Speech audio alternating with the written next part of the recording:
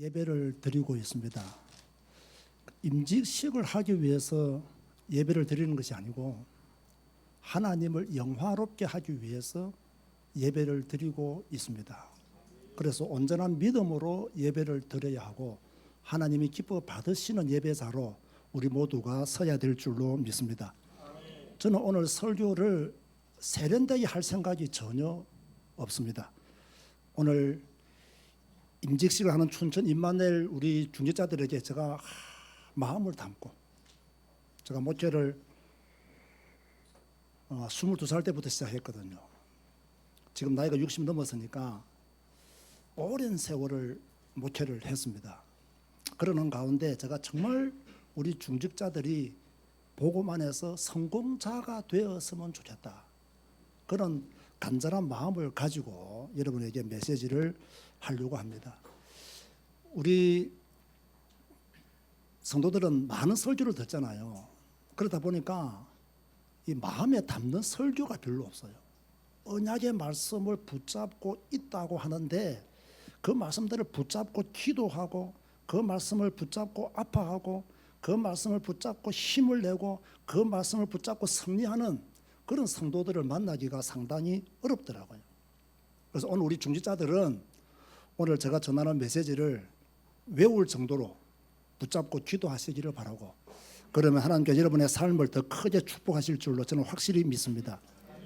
하나님은 모든 성도들이 복음 안에 서 있기를 원합니다.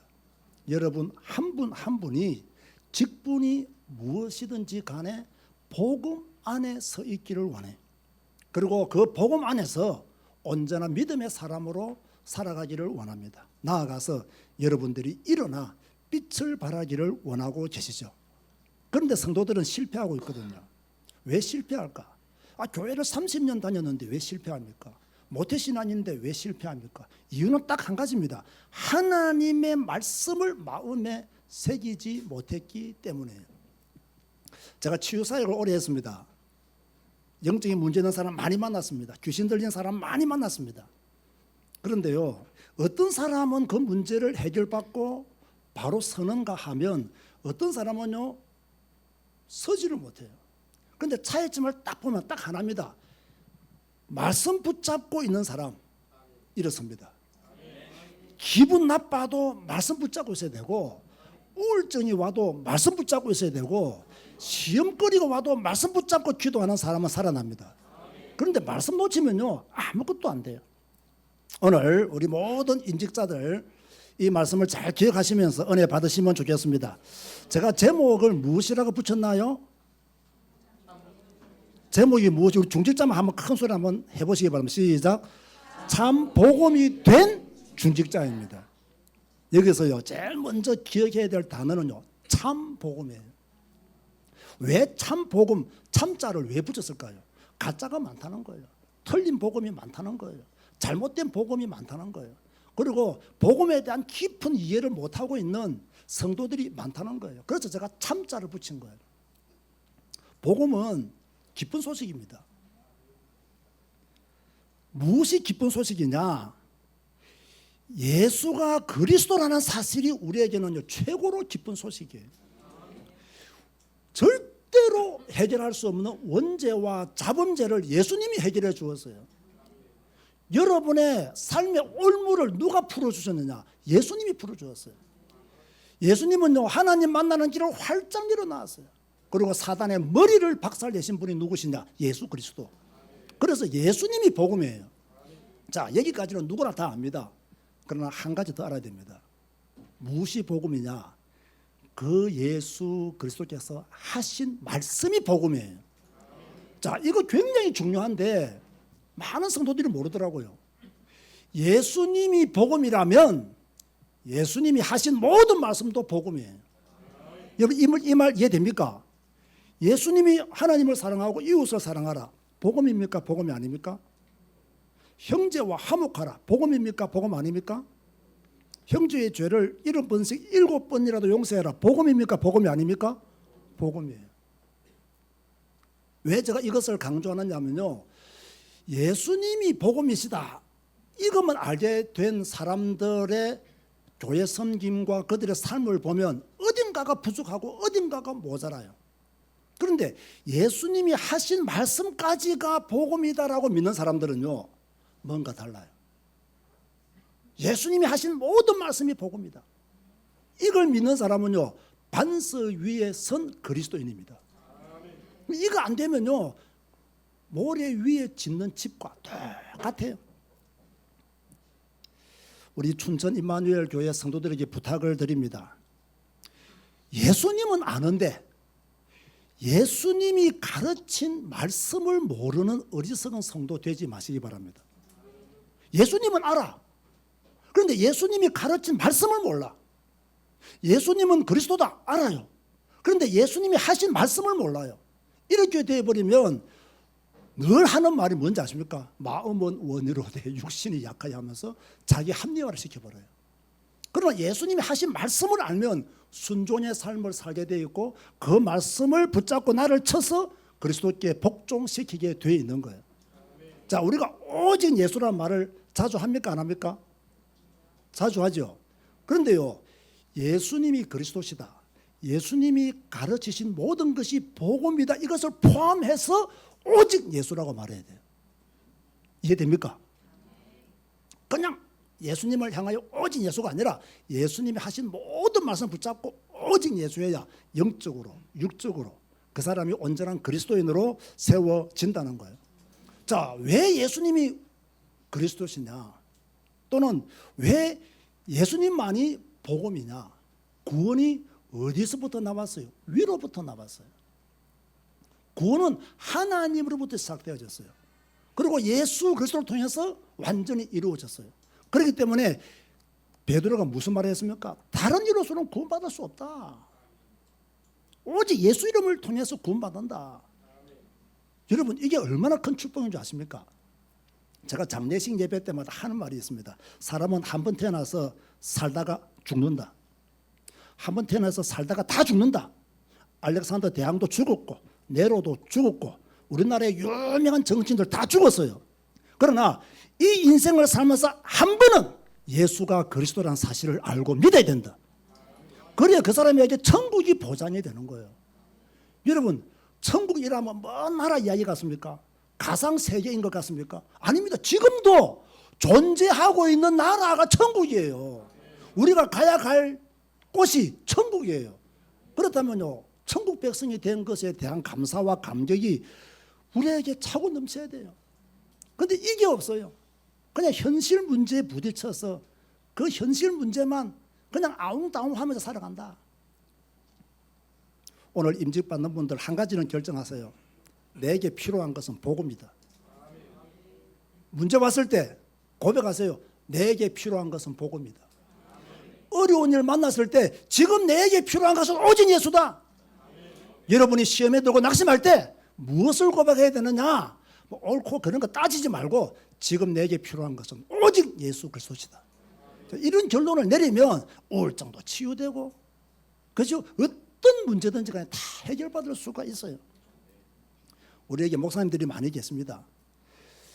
평신도들이 생각하기는요, 목사님들은 다 믿음이 좋아서 지금까지 많은 문제를 이기고 왔다라고 생각합니다. 물론 맞는 말씀입니다. 그런데요, 목사님들이 지금까지 승리한 이유는 단 한 가지입니다. 자기 사명 깨닫고 죽으나 사나 말씀 붙잡고 있는 거예요. 되든 안 되든 말씀 붙잡고 있는 거예요. 그 말씀이 성취되기를 오늘 또 기다리고 있는 거예요. 저는 지금요 30년 동안 기도했는데 응답 안 되는 것도 있어요. 그럼 낙심합니까? 낙심할 필요 없어요.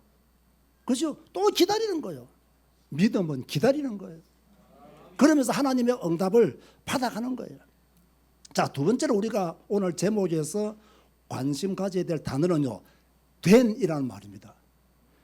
참 복음이 된 사람과 안 된 사람은 달라요.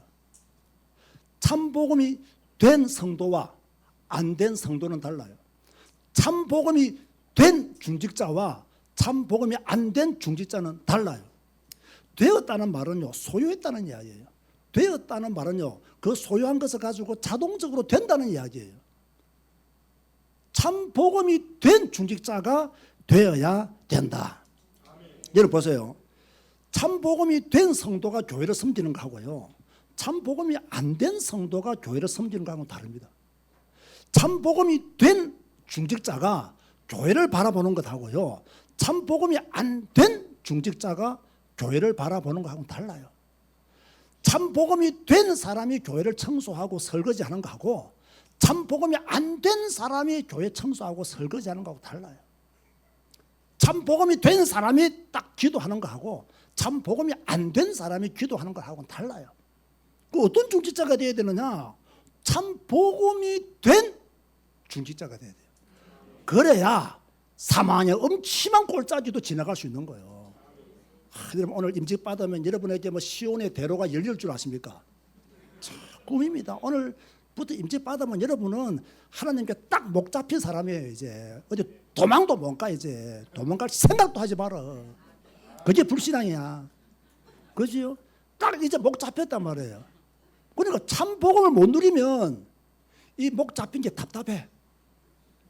그러나 참 복음을 누리면 목 잡힌 게 너무 감사해. 이렇게요, 된 사람하고 안 된 사람은 완전히 다르다. 저는 춘천 임마누엘 교회를 위해서 기도를 많이 합니다. 뭐 아까 우리 박 목사가 한 가지만 이야기했어요. 내 때문에 목사가 되었다. 이 고신대학원 가려고 준비하고 있었거든요. 그러다가 저 만나서 이제 우리 이제 RTS로 왔고 뭐 지금까지 이렇게 목회를 잘하고 있습니다. 그 제가 늘 하는 말로 이 은지 사모하고 우리 박 목사 제가 중미에서 만난 겁니다. 그때 한참 우리 전도학교 할 때요, 내가 딱 눈치 보니까 박 목사가 저 은지를 좋아하는 것 같아. 그래서 내가 전도학교 마치고 딱 갔는데요, 은지가 있길래 내가 은지야, 너 우리 교회 박 전도사하고 결혼해. 내가 그 말을 바로 했어요. 주의 종이 딱 선포하니까 바로 성취가 되었잖아요. 그래가지고 지금 아들만 3명이잖아요. 나는 아들만 2인데 내보다 하나 더 낳았어요. 참 복음이 된 사람이요, 딱 교회 중직자로 있으면 교회 편안합니다. 그런데 참 복음이 안 된 사람이 중직자가 되면 교회 엄청 시끄럽습니다. 참 복음이 된 사람이 문제 만나잖아요. 참 복음의 능력으로 그 문제를 해결해 갑니다. 그런데 참 복음이 안 된 사람이 문제 만나보세요. 인본주의 서고요, 막 지 지식, 지 경험 자랑하고요, 패거리 형성하고요, 엉망진창 5분 지나버렸어요. 그러니까 교회는요, 갈 곳을 잃어버린 거예요. 그런데 우리 춘천 임마누엘 교회 중직자들이 다 참 복음이 되었다. 이 교회가 재미있겠습니까? 재미없겠습니까? 재미있습니다. 서로서로 인사하고, 그죠? 서로서로 격려하고, 아픈 사람들을 위해서 기도하고.